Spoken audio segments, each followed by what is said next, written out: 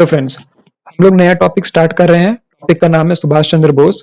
ये modern history का काफी इंपॉर्टेंट टॉपिक है और एम ये है कि इस टॉपिक के सारे important points from the point of view of UPSC and PCS सारे कवर करने हैं, सारे कंसेप्ट को लर्न करना है, सारे आइडियाज को लर्न करना है।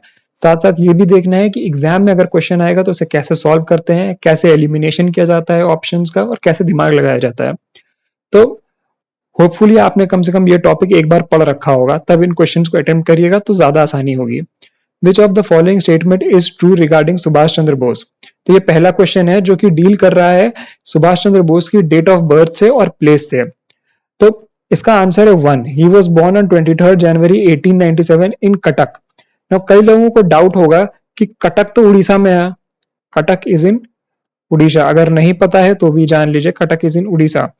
But Subhash Chandra Bose was a Bengali, तो आंसर होना चाहिए थर्ड या फोर्थ में से, क्योंकि यहाँ पे कैलकाटा लिखा है, थर्ड में यहाँ पे हुगली लिखा है, तो बंगाल के ऑप्शंस तो ये है, तो थर्ड और फोर्थ में होना चाहिए।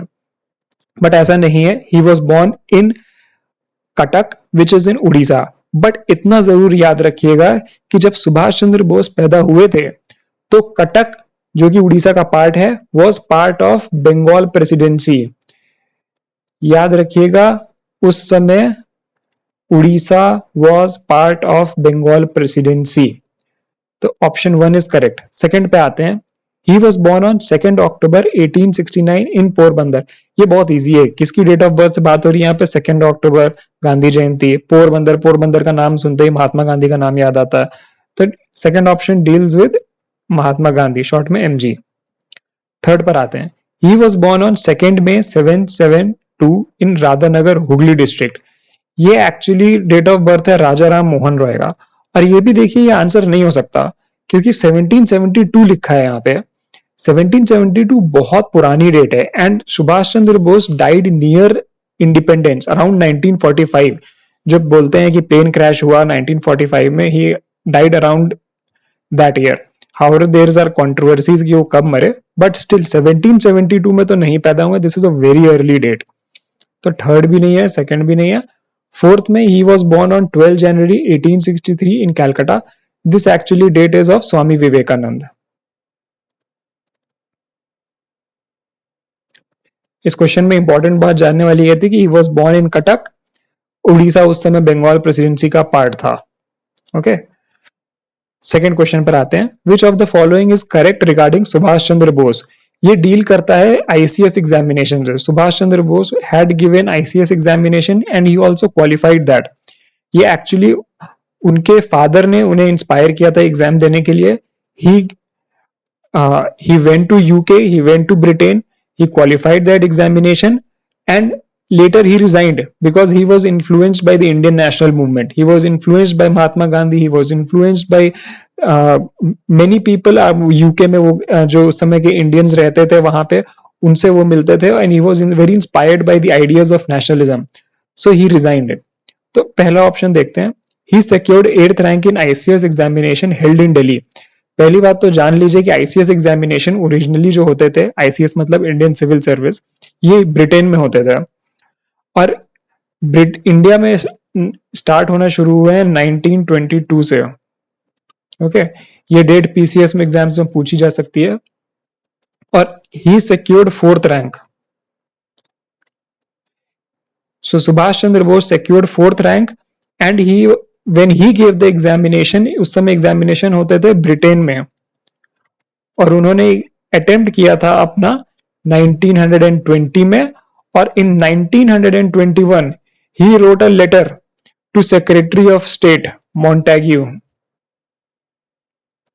He wrote a letter to Secretary of State Montague. Montague कलफ्रम्स रिफॉर्म पढ़ा होगा आपने, ये वही वाले मॉन्टेग्यू हैं। इनको लेटर लिखा और बोला कि इनका नाम सिविल सर्विस प्रोबेशनर से हटा दिया जाए। तो सॉर्ट ऑफ रेजिग्नेशन दे दिया उन्होंने 1921 में। फिर से रिवाइज करते हैं। 4th रैंक आई, ब्रिटेन में एग्जाम दिया, 1920 में उन्होंने अटेम्प्ट किया, 1921 में रेजिग्नेशन दिया और 1922 से इंडिया में एग्जामिनेशन होना स्टार्ट हुए। तो ऑप्शन हम लोग अगर देखेंगे तो सेकंड वाला is correct. He secured 4th rank in ICS examination held in Britain. First वाला तो रॉन्ग है, 8th रैंक आई नहीं थी, एग्जामिनेशन दिल्ली में हुए नहीं थे। थर्ड पर आते हैं, ही सिक्योर्ड फर्स्ट रैंक, गलत, इन हेल्ड इन 1921, नहीं, एब्सोल्युटली नहीं, exam was held in 1920। Fourth पे आते हैं, he secured fourth rank in ICS examination held in 1925। 1925 में he was arrested, he was arrested because he was suspected of having links with revolutionaries। अगर आपको year याद रह जाए तो बढ़िया, अदरवाइज नहीं भी याद रहेगा तो भी it's good. Which of the following statement is are true regarding Subhash Chandra Bose? Third question है, his chief mentor was Mahatma Gandhi when he entered the Indian national movement for freedom. Wrong. जब वो सुभाष चंद्र बोस, वो महात्मा गांधी से मिले जरूर थे, उनसे उनसे उनकी बात हुई थी, बट ये याद रखिएगा उनके चीफ मेंटोर थे सी आर दास, इन्हीं को बोलते हैं चित्ररंजन दास। इनको इनका एक और टाइटल था Desh Bandhu. He was the founder of Swaraj party. और बंगाल में इंडियन नेशनल मूवमेंट के one of the biggest leaders थे सी आर दास, अपने टाइम के biggest leaders. And Subhash Chandra Bose की अगर आप लाइफ हिस्ट्री पढ़ेंगे तो he was heavily influenced by ideas of C R Das, और उनके अंडर इन्होंने काम भी किया है। He was actually trained by C R Das. Second पे आते हैं, he was arrested in 1925 as he was suspected to have connections with revolutionaries. Yes, it is correct. A गलत, बी सही। He followed Jawaharlal Nehru to a leadership group within Congress which was inclined to socialism। तो जब इन्होंने Congress join करी थी तो उस समय कुछ लोगों का ग्रुप था जिनको हेड करते थे जवाहरलाल नेहरू। ये ग्रुप सोशलिज्म से बहुत इंस्पायर्ड था। सुभाष चंद्र बोस भी इसी ग्रुप का एक पार्ट बन गए थे जब कांग्रेस के अंडर काम करते थे। तो बी एंड सी जो है वो करेक्ट है। थर्ड भी हो गया हमारा। फोर्थ पर आते हैं, Which of the following statements are true regarding E.A. Oten incident? अब ये E.A. Oten कौन थे, क्या है कहानी? कहानी सुन लीजिए। E.A. Oten was a professor of history in Presidency College। Presidency college Calcutta में है। ये यूनिवर्सिटी ऑफ कैलकाटा से एफिलिएटेड है, ठीक है। अब यहाँ इसी यूनिवर्सिटी में सुभाष चंद्र बोस भी पढ़ते थे। तो क्या हुआ था, कुछ स्टूडेंट्स ने ब्लेम किया इस प्रोफेसर को कि इन्होंने इंडियन हिस्ट्री और कल्चर के बारे में बड़ा बुरा भला कहा, बट इन्होंने डिनाई कर दिया। ये ओटे ने डिनाई किया कि हमने ऐसा कुछ नहीं कहा है, और कुछ स्टूडेंट्स ने फिर इन्हें असॉल्ट किया, ये ओटेन को। कुछ आई विटनेसेस ने कहा कि सुभाष चंद्र बोस को असॉल्ट वाले प्लेस से भागते हुए देखा गया, कुछ आई विटनेसेस ने कहा, बट ये ओटेन खुद नहीं बता पाए कि उनको किसने असॉल्ट किया था। तो इस चक्कर में यूनिवर्सिटी ऑफ कैलकाटा ने सुभाष चंद्र बोस को रस्टिकेट कर दिया। He was rusticated. लेटर उनके फादर और उनके बड़े भाई के इन्फ्लुएंस से और उनकी रिक्वेस्ट पे यूनिवर्सिटी ऑफ कैलकाटा अग्री हो गई उनको री एडमिशन देने के लिए। तो ये बात हुई कि उनको फिर से प्रेसिडेंसी कॉलेज में तो एडमिशन नहीं मिल सकता है, एंड उनको बंगाबासी कॉलेज में एडमिशन मिल जाएगा। बट प्रॉब्लम ये थी कि he was a student of BA with philosophy honours. Bangabasi college में फिलोसफी नहीं थी, फिलोसफी कोर्स नहीं थी, तो उनको नेक्स्ट एडमिशन जो मिला वो मिला स्कॉटिश चर्च कॉलेज में। ओके, उनको मिला एडमिशन स्कॉटिश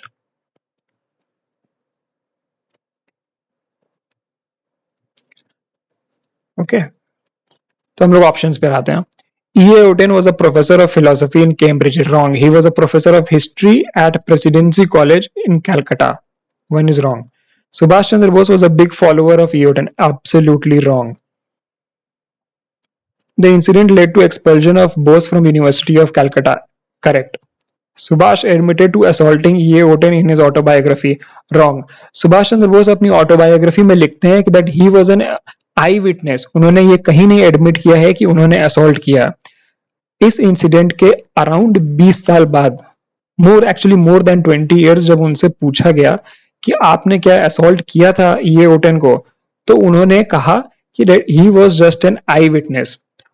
और एक हिस्टोरियन ने तो ये भी लिखा है कि there are writings of Subhash Chandra Bose, जहां पे उन्होंने कहा, राइटिंग्स और इंटरव्यूज, ऐसी कुछ सोर्सेज हैं जहां पे उन्होंने कहा है कि ही डिडंट इवन अग्री कि स्टूडेंट्स को ये ओटन को असॉल्ट करना चाहिए था।